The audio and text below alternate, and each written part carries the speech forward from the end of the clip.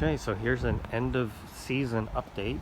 Today is December 2nd, 2020, and this is the big Pindo palm, or Butia odorata, and it has officially reached, at least the tips on those fronds, it is above the gutters, and I think that is 11 feet is what I measured earlier in the year. I'll have to double check that, but doing well. 4 years now, just over 4 years in the ground, and huge, actually, really big. Let me try and get in here.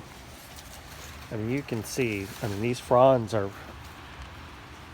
maybe 8 feet long, so it's gotten quite wide at the base, really quite wide. I mean, it's probably a good couple feet across, and a lot of good growth this year. I didn't fertilize this palm as much, and I didn't water it as much, so it didn't flower. It flowered last year. This year it did not.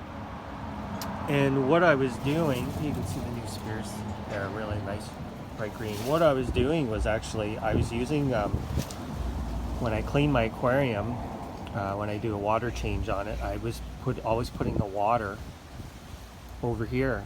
And so this got watered quite a bit, and this year I kind of left it on its own. I only fertilized it, I think, once. So next year I'm going to definitely take a little more care and give it a little more of what it needs, I guess, because I'd like it to flower and I'd like to get some fruit off of it. I wanted to show you this frond right here. So that frond, which is like the second frond from the ground, that was the spear, the emerging spear, just under 3 years ago, in January of 2017.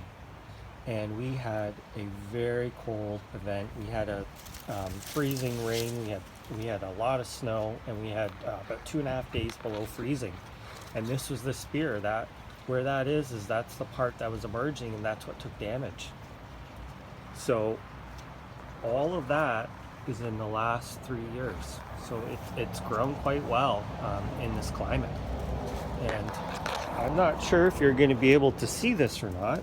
I think you will. If I can get in here, it gets really hard with these yuccas. These things are wicked, and they're so big now. I have, from last year, in the gravel there, I have seeds that have fallen off because this thing did flower and set seed. I haven't seen anything germinate, nothing germinating in the boots, but it's in gravel, so I'm not sure if they will or not. And they look to me to be a little small. So maybe they didn't quite mature enough, because they weren't fully mature until, kind of actually in winter. But it's doing pretty well.